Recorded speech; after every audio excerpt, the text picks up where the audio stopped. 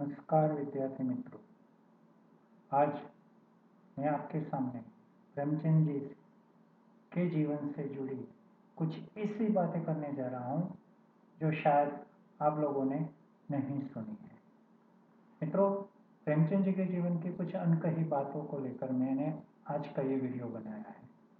तो आइए हम देखते उनकी वह अनकही बातों को। मित्रों, हम सब जानते हैं कि प्रेमचंद जी का जो समय रहा है वो 1880 से 1936 के बीच का गिना जाता है।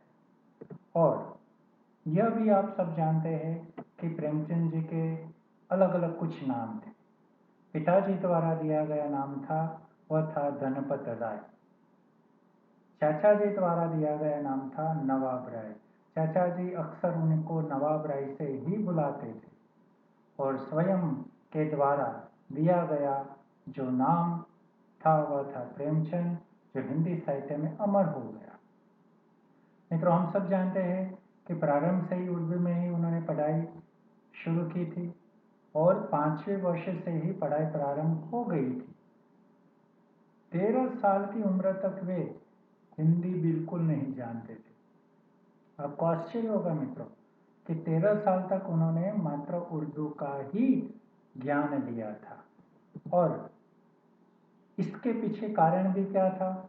तो उस समय उर्दू के सर्वप्रिय उपन्यासकारों का उनके मन पर जो प्रभाव पड़ा था वो थे मौलाना शरर, पंडित रतननाथ सरशार, मिर्जा रुसवा और मौलवी मोहम्मद अली।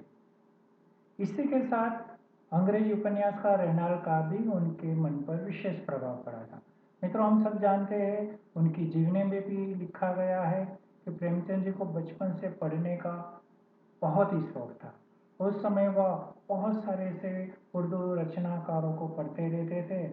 और मैंने जो आपको 4 नाम दिए उर्दू के सर्वप्रिय उपन्यासकार, उनका उनके मन पर बहुत भारी असर रहा था। उसी का कारण था कि उन्होंने शुरुआत में जो साहित्य रचनाएं लिखी वह उर्दू में लिखी। और उतनी सारी की सारी रचनाओं में उन्होंने नवाब राय नाम से ही लिखना शुरू किया था। तो यहाँ पर मैंने मित्रों सबसे पहले नवाब राय नाम से लेखन कार्य जो किया है उसकी आपको यहाँ पर जानकारी दे रहा हूँ। 13 साल की उम्र में पहली रचना लिखी जो सन 1894 में नाटक के रूप में हमारे सामने आई और जिसका शीर्षक था होनहार बिरवान के चिकने चिकने पात। ये उनका पहला उर्दू नाटक था। कहा जा सकता है कि यहीं से उनकी साहित्यिक यात्रा का प्रारंभ हुआ। सन 1898 में उन्होंने उपन्यास लिखना आरंभ किया और जिसका शीर्षक था असरारे माविद, जो 8 अक्टूबर 1903 में आवाज एक खल्क नामक पत्रिका में धारावाहिक रूप में वह प्रकाशित हुआ था। तो मित्रों, यहाँ से उनका उर्दू साहित्य में लेखन शुरू हो चुका था। और उन्होंने आगे भी जो लेखन कार्य किया वह सन 1907 में रविंद्रनाथ टैगोर के कई गल्प जो अंग्रेजी में प्रकाशित हुए थे उसका उर्दू में अनुवाद कर पत्रिकाओं में प्रकाशित करवाते रहे थे। तो मित्रों, ये भी काम चल रहा था उनका कि जो बंगाली साहित्य अंग्रेजी में अनुवादित होकर हिंदी साहित्य क्षेत्र में आता था तो उसका वह उर्दू में अनुवाद करते थे और वह प्रकाशित करवाते थे। और स्वयं प्रेमचंद जी ने मित्रों कहा है कि उनकी जो पहली कहानी थी वह थी संसार का सबसे अनमोल रत्न।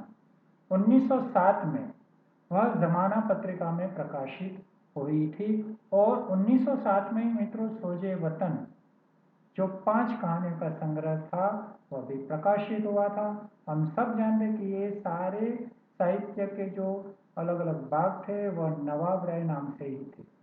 आप ये भी जानते मित्रों कि सोजे वतन पर बाद में अंग्रेजी सरकार ने पाबंदी लगा दी थी और वह सोजे वतन नवाब राय नाम से ही लिखा गया था। तत्पश्चात उन्होंने जो कार्य किया वह प्रेमचंद जी के नाम से लिखा। लेकिन सोजे वतन जब जब्त कर ली गई, उसके बाद उनके लिए नवाब राय नाम से लिखना संभव नहीं था, और तब जाकर उन्होंने तीसरा नाम जो अपनी पसंद का था वह अपने लेखक के रूप में बतौर हमारे सामने रख दिया। लेकिन हिंदी में कैसे आए प्रेमचंद जी? तो प्रेमचंद जी को हिंदी में लाने का श्रेय मन्नन द्विवेदी गजपुरी, महावीर प्रसाद पोद्दार एवं रामदास गौड़ को जाता है। मित्रों, ये जो नाम है उसमें खास करके रामदास गौड़ ने क्या किया था कि उस समय बंगाली साहित्य बहुत विकसित हो चुका था। हिंदी प्रदेशों में उस समय लेखन कार्य जो प्रारंभ प्रेमचंद जी ने किया था, तो उनकी रचनाओं की प्रशंसा रामदास गौड़ ने हिंदी लेखकों के सामने, आलोचकों के सामने बहुत प्रशंसा के रूप में रख दी। तो इस तरह से प्रेमचंद जी का नाम हिंदी साहित्य में शुरू हो गया। प्रथम कहानी उनकी जो हिंदी में लिखी गई थी वह थी ममता, जो 1909 या 1910 में जमाना पत्रिका में प्रकाशित हुई। यहीं से हिंदी साहित्य में प्रेमचंद जी की साहित्यिक यात्रा का प्रारंभ माना जा सकता है मित्रों।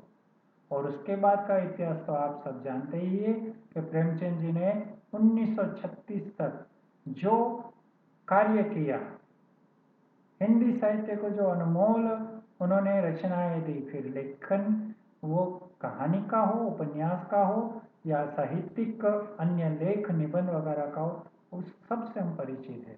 तो मित्रों, आपके सामने मैंने कुछ ऐसी बातें रखी जो शायद आज से पहले आपके पास न भी आई हो, और आप लोगों को ये जानकारी बहुत उपयोगी रहेगी। आप सबका मैं आभार व्यक्त करता हूँ। आगे नए पॉइंट्स के साथ मैं फिर से आपके सामने प्रस्तुत रहूँगा। तब तक के लिए जय हिंद, जय भारत।